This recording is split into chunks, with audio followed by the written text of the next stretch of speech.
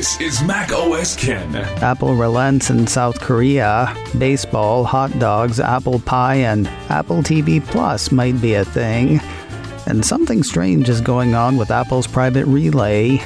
It is Tuesday, the 11th of January, 2022.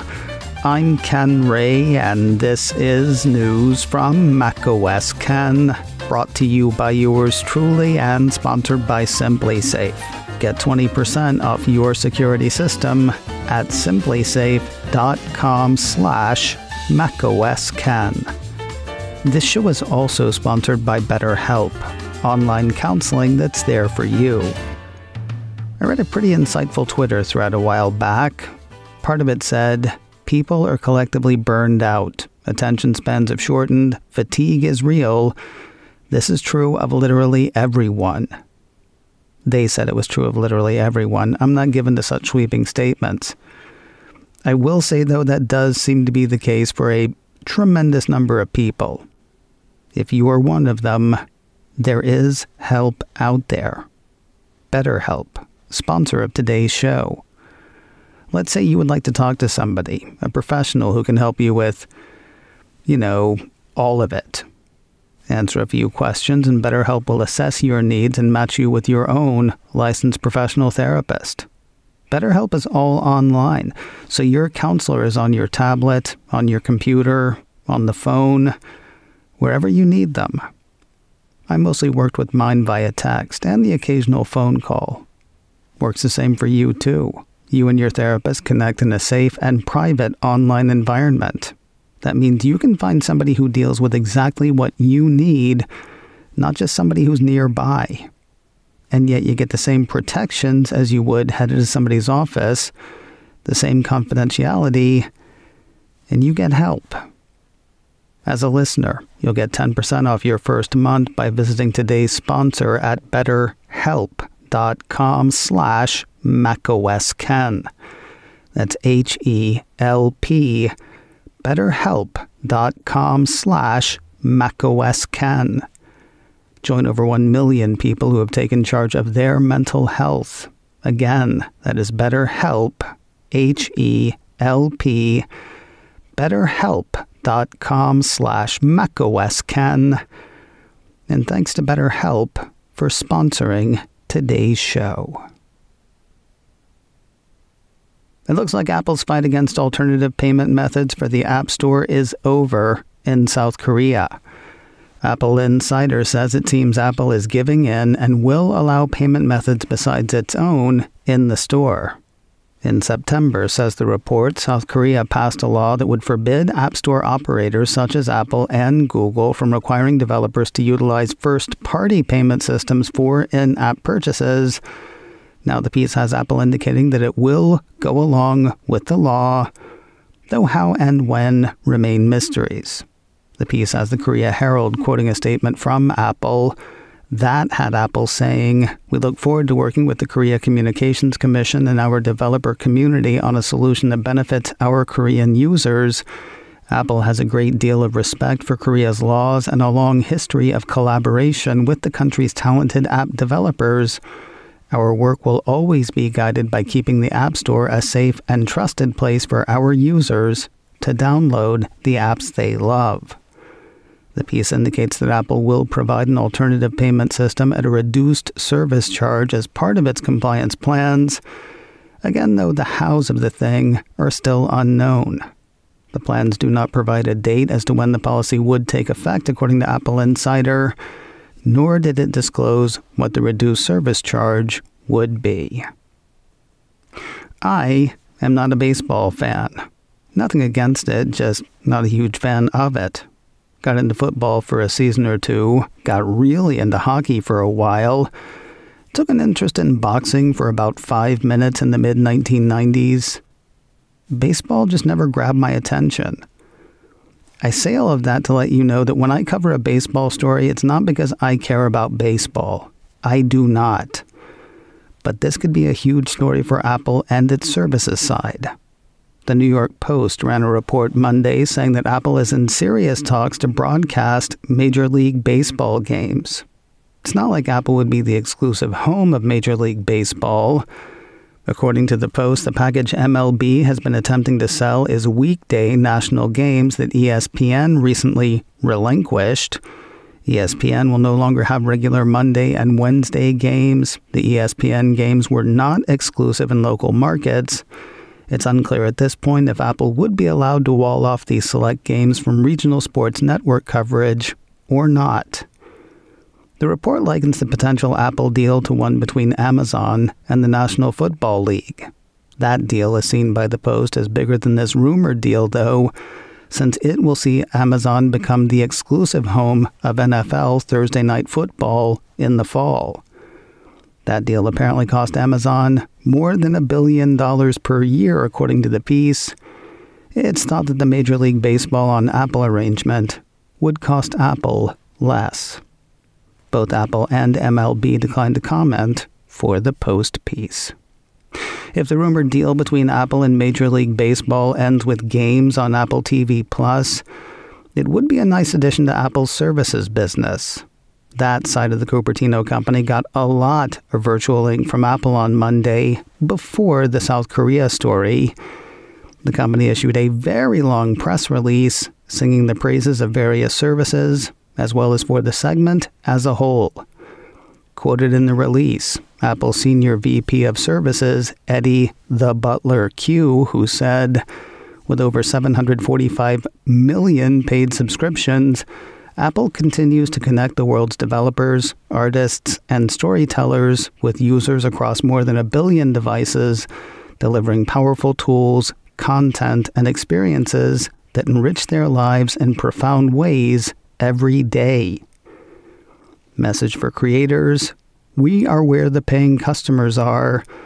Message for shareholders: this just keeps happening. A piece from Mac Rumors picked out a few other pertinent points. Developers selling digital goods and services have earned more than $260 billion with a B dollars since the App Store launched in 2008, setting a new record for yearly earnings. The figure stood at over $200 billion a year ago. App Store customers spent more than ever before between Christmas Eve and New Year's Eve in 2021, with double-digit growth over the same year-ago period. Apple did not disclose a specific dollar amount for that. As for strengthening services, Mac Rumors has Apple saying iPhone and Apple Watch users will be able to add their driver's license or state ID to the Wallet app in participating U.S. states later this year. Apple Music plans to launch a dedicated classical music app later this year after acquiring classical music service Primephonic last year. And 3D Apple Maps will be available in Montreal, Toronto, and Vancouver later this year. Also, Apple's press release says 2021 was the year that podcasts became an undeniable global phenomenon. I'd have argued that that happened in 2005 when Apple basically took over podcasts only to do next to nothing with it for a decade and a half. But why quibble? On the same day of praise for services in the App Store, people have noticed that one sizable app has quietly slipped off Apple Watch. Mac Rumors says the app for the ride-hailing service Uber no longer works for hailing rides. In fact, it sounds like it doesn't work for anything, even though one can still add the app to Apple Watch. Curiously, says the report, Uber has not removed the Uber Apple Watch app from the App Store. The app is still able to be downloaded and installed on an Apple Watch, but opening it up reveals a poorly worded message about drop support, ending with a sad face emoji. Uber is now suggesting that Apple Watch users swap over to the iPhone app to request an Uber ride, according to Mac Rumors. 4 wireless carriers in the EU are trying to keep Apple from implementing private relay. Announced last year at WWDC, Apple's site on the subject says normally when a user browses the web, basic information related to their web traffic, such as their IP address and DNS records, can be seen by network providers and the websites they visit. This information can be used to determine the user's identity and build a profile of their location and browsing history over time. A user can then be targeted with unwanted ads and marketing campaigns, or have their data combined with additional data and sold to other companies. private relay is meant to stop that, which probably explains why carriers want to stop private relay. Harder to monetize anonymous shopping and surfing. But telling government agencies you want to track people so you can sell their information might be a tough sell. And so, a piece from Apple Insider says T-Mobile, Orange, Vodafone, and Telefonica have written to the European Commission asking them to block private relay. According to the letter, written last August but just reported on recently by the Telegraph, Apple's service will have significant consequences in terms of undermining European digital sovereignty. According to the dictionary on my Mac, the top two definitions of sovereignty are supreme power or authority and the authority of a state to govern itself or another state. Honestly, sounds like the kind of argument an intelligence agency or government body might try. In fairness, though, it also sounds like the kind of argument a corporation might try if they thought it might get them what they want. From corporations, though, it sounds a bit disingenuous. Furthermore, the carriers went on to say, private relay will impair others to innovate and compete in downstream digital markets and may negatively impact operators' ability to efficiently manage telecommunications networks.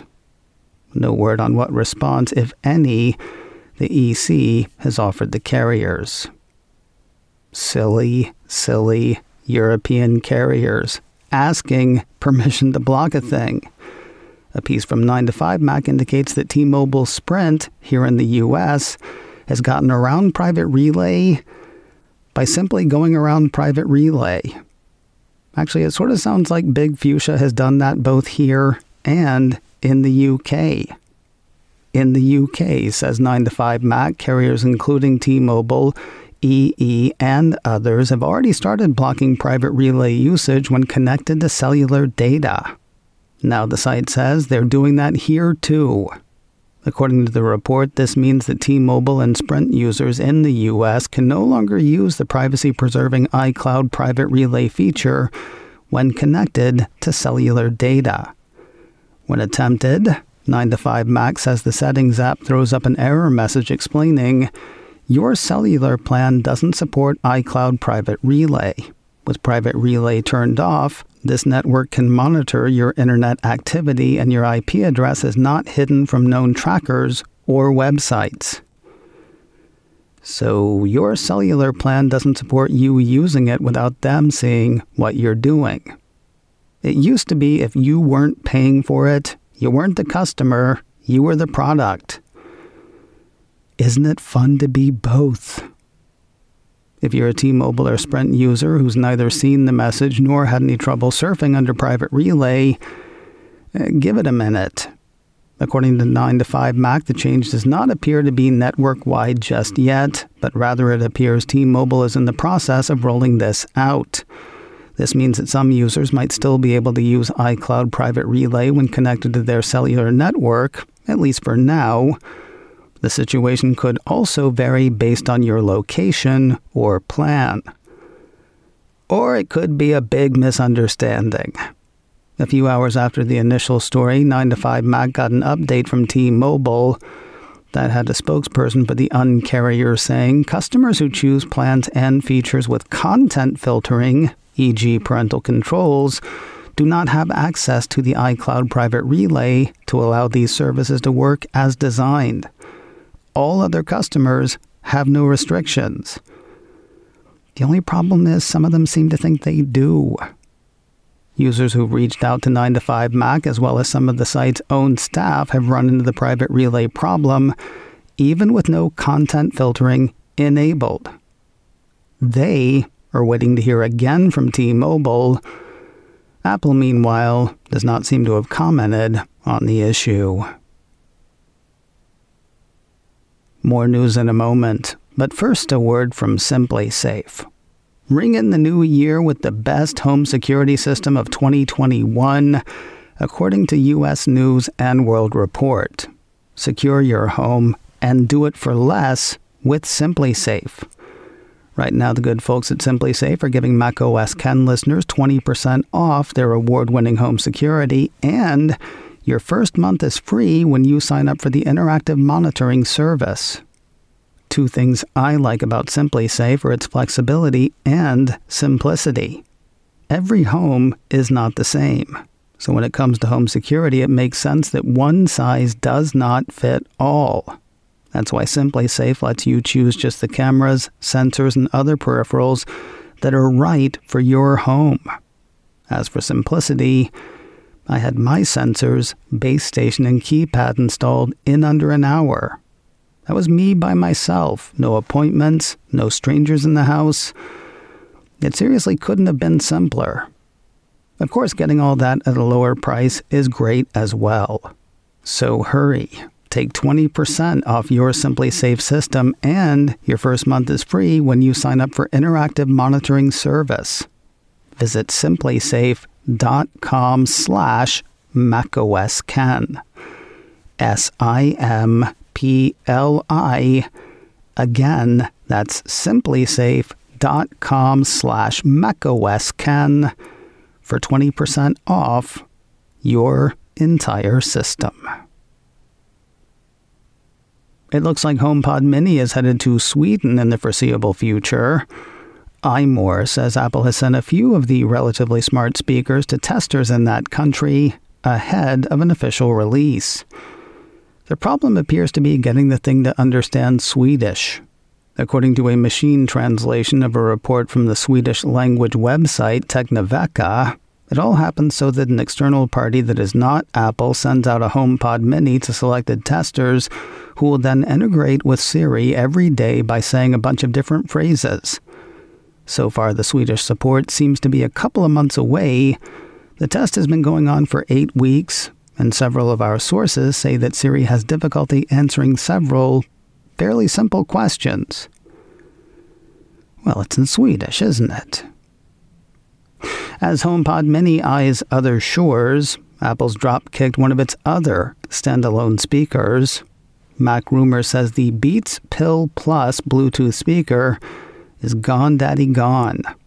On the market since 2015, the piece says the unit has been pulled from Apple's online store, though, as of this writing, there are a very few available on Amazon.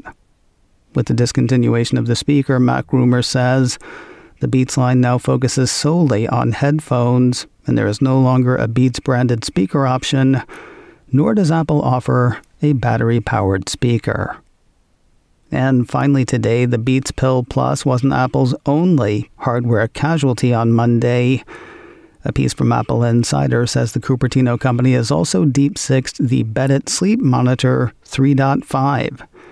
The piece says Beddit, the Apple-owned sleep tracking and monitoring service, launched the Beddit Sleep Monitor 3.5 in late 2018, roughly a year and a half after the firm was acquired. 3 years later, it is no longer being sold. It's off Apple's site, according to the report. Additionally, attempts to buy the product from Beddit's own website are failing to go through. The companion app is still available, though. Apple Insider figures it'll stay there for a while for folks who still own the device.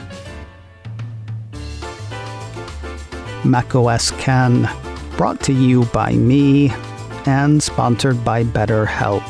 Get 10% off your first month at betterhelp.com/macOSKen. This show is also sponsored by SimpliSafe. Get 20% off your home security system at simplysafe.com/macOSKen. Advertising handled by Backbeat Media, online at backbeatmedia.com. You can reach me a couple of ways. Info at macosken.com or call 716-780-4080. Until next time, that is news from macOS Ken.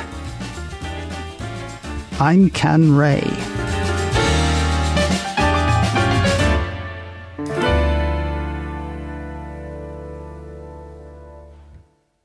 Ciao.